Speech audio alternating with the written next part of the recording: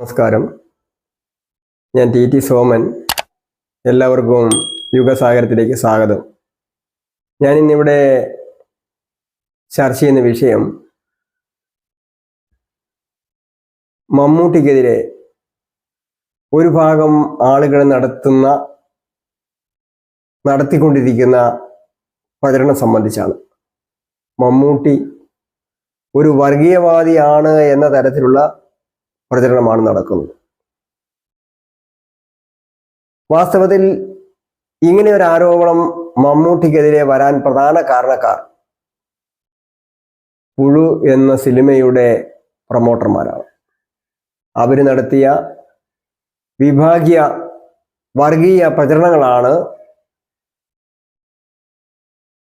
മമ്മൂട്ടിക്കെതിരെ തിരിയാൻ ഇടവരുത്തിയത്. അവരെ മമ്മൂട്ടി സപ്പോർട്ട് ചെയ്യുന്നു എന്നൊരു തോന്നൽ പൊതുസമൂഹത്തിൻ്റെ ഇടയിലുണ്ടായി, ഒരു ഭാഗത്തിനിടയിലെങ്കിലും ഉണ്ടായി. മമ്മൂട്ടി, മോഹൻലാൽ, സുരേഷ് ഗോപി, ശോഭന, ജയഭാരതി, ഷീല എന്നൊക്കെ പറഞ്ഞാൽ അവർ കേരളത്തിൻ്റെ പൊതുസ്വത്തായിട്ടാണ് കേരളത്തിലെ സമൂഹം ജാതി മത വ്യത്യാസമില്ലാതെ കണ്ടിട്ടുള്ളത്. അതില് സുരേഷ് ഗോപിക്കെതിരെ ഈ അടുത്ത കാലത്ത് കുറെ വിമർശനങ്ങളുണ്ടായി. അതിന് കാരണം അദ്ദേഹം ഒരു പക്കാ രാഷ്ട്രീയക്കാരനായി മാറിയതുകൊണ്ടുണ്ടായതാണ്. അല്ലാതെ അദ്ദേഹത്തിലെ കലാകാരനെ ആരും നിഷേധിച്ചിട്ടുണ്ട് എന്ന് തോന്നുന്നില്ല. മമ്മൂട്ടി ഒരു കലാകാരനാണ്, ഒപ്പം ഒരു മതവിശ്വാസിയുമാണ്. അദ്ദേഹത്തിൻ്റെ വിശ്വാസം അനുസരിച്ച് ജീവിക്കുവാനും പ്രവർത്തിക്കുവാനുമുള്ള സ്വാതന്ത്ര്യം അവർക്കുണ്ട്.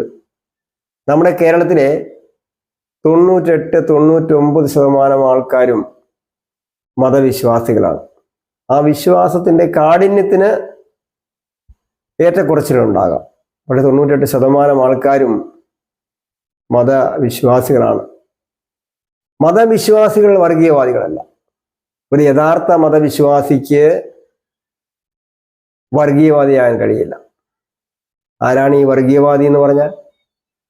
എൻ്റെ മതം മാത്രമാണ് നല്ലത്, മറ്റുള്ളതൊക്കെ മോശമാണെന്ന് പറയുകയും ചിന്തിക്കുകയും പ്രവർത്തിക്കുകയും പ്രചരിപ്പിക്കുകയും ചെയ്യുന്നവരാണ് വർഗീയവാദികൾ. ഈ വർഗീയവാദികൾ എല്ലാ മതത്തിലുമുണ്ട്. ഏറെയും കുറഞ്ഞുമാണ് എന്ന കാര്യം തർക്കമില്ല. കൂടുതൽ വിശ്വാസമുള്ള സമൂഹത്തിൽ കൂടുതൽ വർഗീയവാദികൾ ഉണ്ടാകാം. ഏതായാലും വർഗീയവാദികൾ എല്ലാ മതത്തിലും ഉണ്ടെന്നുള്ളത് ഒരു യാഥാർത്ഥ്യമാണ്.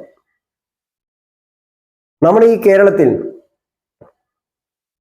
കഴിഞ്ഞ ഒരു 10-15 വർഷത്തിനുള്ളിൽ വർഗീയത ഒരു 100 മടങ്ങ് വർദ്ധിച്ചിരിക്കുകയാണ്. എല്ലാ കാര്യത്തെയും വർഗീയമായി ചിന്തിക്കുന്ന തരത്തിലേക്ക് ജനങ്ങളെ മാറ്റിയിരിക്കുന്നു. അതില് നമ്മുടെ രാഷ്ട്രീയ കക്ഷികൾ നിർണായക പങ്കാണ് വഹിച്ചിരിക്കുന്നത്. നമ്മുടെ ഭരണകൂടങ്ങളും രാഷ്ട്രീയ കക്ഷികളും അതില് വലിയ പങ്കാണ് വഹിച്ചിരിക്കുന്നത്. ആരാണ് കൂടുതൽ വർഗീയത പറയുന്നത്, പ്രചരിപ്പിക്കുന്നത് എന്നതിൽ രാഷ്ട്രീയ കക്ഷികൾ മത്സരിക്കുകയാണ് എന്ന് തോന്നുന്ന തരത്തിലുള്ള പ്രവർത്തനങ്ങളാണ് നടക്കുന്നത്. നമ്മുടെ ഈ കേരളത്തെ സംബന്ധിച്ചെടുത്ത് പറയുമ്പോൾ കേരളത്തിലെ ഹിന്ദു സമൂഹം പലതരത്തിലുള്ള വിവേചനങ്ങൾക്ക് ഇരയായിക്കൊണ്ടിരിക്കുകയാണ്. അതിൻ്റെ ആഴം മനസ്സിലാക്കണമെങ്കിൽ കേരളത്തിലെ സ്വകാര്യ വിദ്യാലയങ്ങളുടെ പട്ടിക നമ്മളൊന്ന് എടുത്ത് പരിശോധിച്ചാൽ മതി. 10,000-ഓളം സ്വകാര്യ വിദ്യാലയങ്ങൾ കേരളത്തിൽ പ്രവർത്തിക്കുന്നുണ്ട്. ആ വിദ്യാലയങ്ങളിൽ നിയമനം നടത്തുന്നത്, അഡ്മിഷൻ നടത്തുന്നത് അതാത് സമുദായ മാനേജ്മെന്റുകളാണ്. പക്ഷെ ശമ്പളം കൊടുക്കുന്നത് പൊതു ഖജനാവിന് പണമെടുത്തിട്ടാണ്. അങ്ങനെ പൊതു ഖജനാവിൽ പണമെടുത്ത് ശമ്പളം കൊടുക്കുന്ന വിദ്യാലയങ്ങൾ അനുവദിച്ചപ്പോൾ ഇവിടുത്തെ ഹിന്ദു സമൂഹത്തോട് മാപ്പർഹിക്കാത്ത തെറ്റാണ് ഇവിടെ മാറി മാറി ഭരിച്ച ഭരണകൂടങ്ങളും രാഷ്ട്രീയ പാർട്ടികളും ചെയ്തു. ഈ 10,000 വിദ്യാലയങ്ങളുടെ പട്ടിക നമ്മൾ എടുത്ത് പരിശോധിക്കുമ്പോൾ, വിദ്യാഭ്യാസ സ്ഥാപനങ്ങളുടെ പട്ടിക പരിശോധിക്കുമ്പോൾ 500 വിദ്യാലയങ്ങൾ ഭൂരിപക്ഷ സമൂഹത്തിന് അനുവദിച്ചിട്ടുണ്ട്. ബാക്കി 9,500 വിദ്യാഭ്യാസ സ്ഥാപനങ്ങളും 2 മത സമൂഹത്തിനായി വീതം വെച്ച് നൽകുകയാണ്. ഇത് നമ്മുടെ കേരളത്തിൽ വലിയ സാമ്പത്തിക അന്തരത്തിന്, വിദ്യാഭ്യാസ രംഗത്ത് വലിയ അന്തരത്തിന്, സാംസ്കാരിക രംഗത്ത് വലിയ അന്തരത്തിന് ഇടവരുത്തിയിരിക്കുകയാണ്.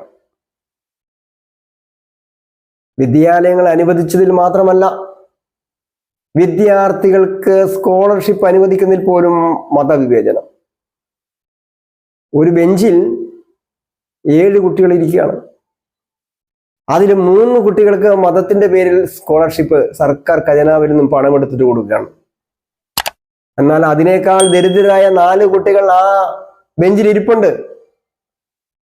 അവർ ഭൂരിപക്ഷ സമൂഹത്തിൽപ്പെട്ടവരായി എന്നതുകൊണ്ട് ആ കുട്ടികൾക്ക് സ്കോളർഷിപ്പ് നിഷേധിക്കുകയാണ്. എന്തിന്? വിദ്യാർത്ഥികൾ കോച്ചിങ് കൊടുക്കുന്നതിൽ പോലും മതവിവേചനമാണ്. വിദ്യാർത്ഥികൾക്ക് മതം തിരിച്ച് എൻട്രൻസ് കോച്ചിങ് കൊടുക്കുകയാണ്. എന്നാൽ ഭൂരിപക്ഷ സമൂഹത്തിലെ വിദ്യാർത്ഥികളെ അതിൽ നിന്ന് ഒഴിവാക്കിയിരിക്കുകയാണ്. അവർക്ക് കോച്ചിങ് നിഷേധിച്ചിരിക്കുകയാണ്. ഇതാണോ മതേതരത്വം എന്ന് പറയുന്നത്? ഇതാണോ ജനാധിപത്യം എന്ന് പറയുന്നത്? ഇതാണോ സാമാന്യ നീതി എന്ന് പറയുന്നത്? എന്തിന് മതം തിരിച്ച വിദ്യാർത്ഥികൾക്ക് സ്കോളർഷിപ്പ് കൊടുക്കണം? പാവപ്പെട്ട മുസ്ലിമിനും പാവപ്പെട്ട ഹിന്ദുവിനും പാവപ്പെട്ട ക്രിസ്ത്യാനിക്കും സ്കോളർഷിപ്പ് കൊടുക്കണം. അല്ലാതെ ഒരു മതത്തിൽപ്പെട്ടവർക്ക് കൊടുക്കുക, മറ്റു മതസ്ഥരെ ഒഴിവാക്കുക.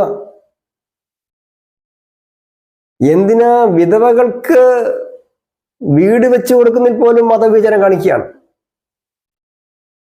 ചില മതവിഭാഗത്തിൽപ്പെട്ട സ്ത്രീകൾ വിധവകളായാൽ അവർക്ക് വീട് വെക്കാൻ സർക്കാർ സഹായം 2 ലക്ഷം രൂപ. എന്നാൽ ഭൂരിപക്ഷ സമൂഹത്തിലെ ഒരു സ്ത്രീ വിധവയായാൽ അവർക്കൊരാനമുട്ട. ഈ രീതിയിൽ പറയാൻ നിരവധി കാര്യങ്ങളുണ്ട്. ഈ രീതിയിലുള്ള വിഭാഗീയമായ പ്രവർത്തനം, 10 വോട്ടിന് വേണ്ടി മതവിവേചനം കാണിക്കുന്ന, വർഗീയത കാണിക്കുന്ന, വർഗീയതയെ പാലൂട്ടി വളർത്തുന്ന സമീപനമാണ് രാഷ്ട്രീയ ഭരണ നേതൃത്വങ്ങൾ സ്വീകരിച്ചത്. അതുകൊണ്ട് കേരളം ഒരു അഗ്നിപർവ്വതത്തിന്റെ മുകളിലാണ് ഇരിക്കുന്നത്. ജനങ്ങൾ വർഗീയമായി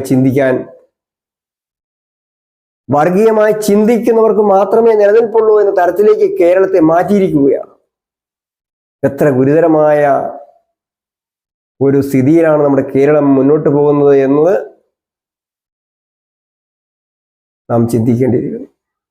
ഏത് കാര്യത്തെയും ജനങ്ങൾ വർഗീയമായി വിലയിരുത്തുന്ന തരത്തിലേക്ക് കാര്യങ്ങൾ, അല്ലെങ്കിൽ വിലയിരുത്തേണ്ട തരത്തിലേക്ക് കാര്യങ്ങൾ മാറിയിരിക്കുകയാണ്. മതമേതായാലും മനുഷ്യൻ നന്നായാൽ മതി എന്ന മഹാമന്ത്രം ഉയർന്ന കേരളത്തിന്റെ മണ്ണിൽ ഇത്തരമൊരു സ്ഥിതിവിശേഷം ഉണ്ടാക്കി വെച്ചതാണ്. അപകടകരമായ ഈ പ്രതിസന്ധിയിൽ നിന്നും കേരളത്തെ രക്ഷിക്കാൻ മത നേതാക്കന്മാർ തന്നെ മുന്നിട്ടിറങ്ങാൻ തയ്യാറാകണം. സാംസ്കാരിക നായകന്മാരെ ഞാൻ ഉൾപ്പെടുത്തുന്നില്ല, കാരണം അവരെല്ലാം പക്ഷപാതികളാണ്, പക്ഷം പിടിക്കുന്നവരാണ്. അവരെ കേരള ജനതയ്ക്ക് വിശ്വാസമില്ലാതായി മാറിയിരിക്കുകയാണ്.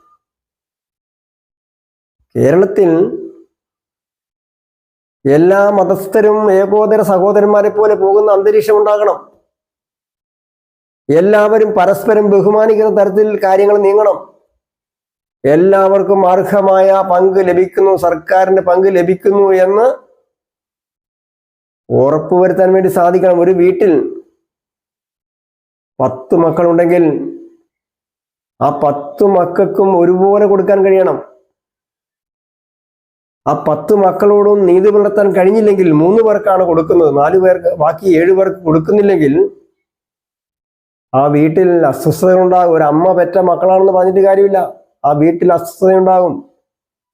അപ്പോൾ ഒരു സമൂഹത്തിൽ വ്യത്യസ്തങ്ങളായ ജാതി മത വിഭാഗത്തിൽപ്പെടുന്ന ആളുകൾ വസിക്കുന്ന ഒരു നാട്ടിൽ ചില വിഭാഗങ്ങൾക്ക് പ്രത്യേക ആനുകൂല്യങ്ങൾ കൊടുക്കുക, ഭൂരിപക്ഷ വിഭാഗത്തെ ഒഴിവാക്കുക, ഇത് അംഗീകരിക്കാൻ പറ്റുന്നതാണോ?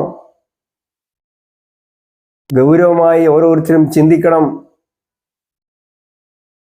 എന്ന അഭിപ്രായം രേഖപ്പെടുത്തിക്കൊണ്ട് ഈ പറഞ്ഞ കാര്യങ്ങൾ ശരിയാണ് എന്ന അഭിപ്രായമുള്ളവരെല്ലാം ലൈക്ക് ചെയ്യാൻ തയ്യാറാകണം.